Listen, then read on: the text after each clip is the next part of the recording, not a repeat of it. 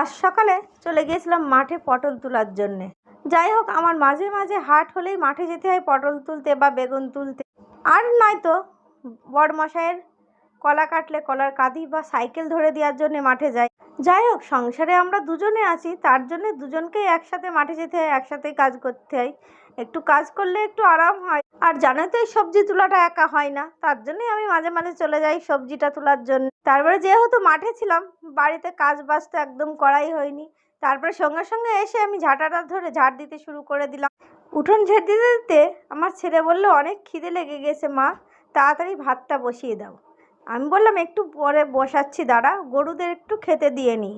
তারপরে দরজাটা খুলে গরুর জন্য এক ঝুড়ি সানি ভর্তি করে গরুকে দিয়ে দিলাম। আর যাই হোক, এদের দিলাম, আর ও তো পাশে দাঁড়িয়ে আছে, ওকেও তো একটু দিতে হবে, তার জন্য আরেক ঝুড়ি ভর্তি করে নিয়ে আমি চলে গেলাম পাশে আমার গাই গরু ছিল তাকে দিতে। আর তাকে দিয়ে নিয়ে, যেহেতু আমার ছেলে বলেছিল একটু তাড়াতাড়ি খিদে লেগে গিয়েছে, এদিকে ভাত চাপিয়ে দিয়েছি। তাই আমার ছেলে দেখো কি করছে,